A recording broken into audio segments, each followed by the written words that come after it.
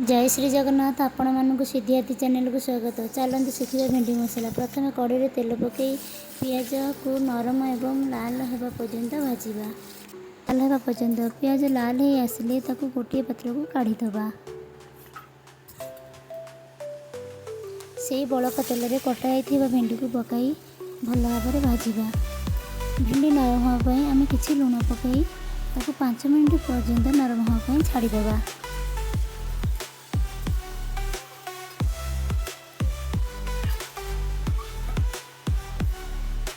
5 minute होगला गोटे पात्र को काढ़ी भेंडी को आम रखिदेबा।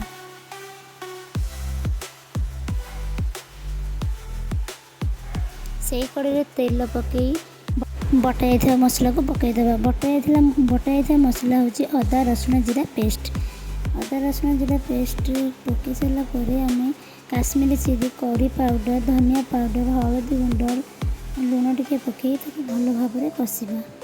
लुण पकईले मसलाटा भल सीझिब। कटाई टमाटो को पकईकी भल भाव में मसला सहित कषा। टमाटो नरम हवा पर्यंत मसला सहित कषा। मसलार अल्प पानी दे कषिले मसलाटा कड़े लगनी।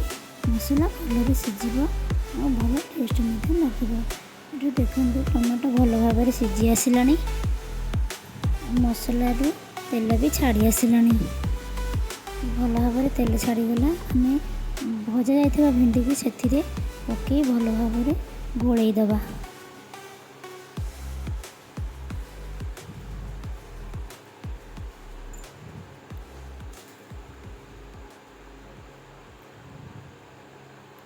आपड़ चाहिए ये पानी भी दे पारे। सुखिला हो जाइए से पानी देले टिके नरम हो से भल भाव में मसलाटा गोले हो। सीधे पानी देसी किंतु पानी स्किप हो।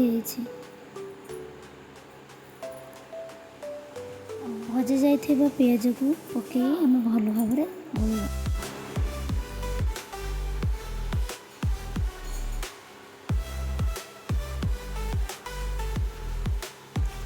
से अल्प लुण पकई एवं स्वाद अनुसार भेंडीर परिमाण देखिकी आम पकईबा। लुण पकईबा।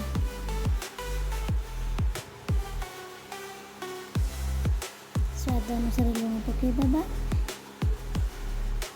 भेंडीर स्वाद बढ़ाई भेंडी मसला स्वाद बढ़ाई आम कि गरम पाउडर पकईदेबा। आम प्रस्तुत होगला भेंडी मसला। देखते आमर प्रस्तुत होगला भेंडी मसला। आपण आपको गरम भात सहित रुटी सहित खाईपर। आपण मानक सिद्धिहाती चैनल भल लगुले लाइक शेयर कमेंट सब्सक्राइब करने को जमा भी भूलें। आपण मानक सिद्धि एवं आदि क्या भल लगता आपण मैंने कमेंट माध्यम निश्चय कहे।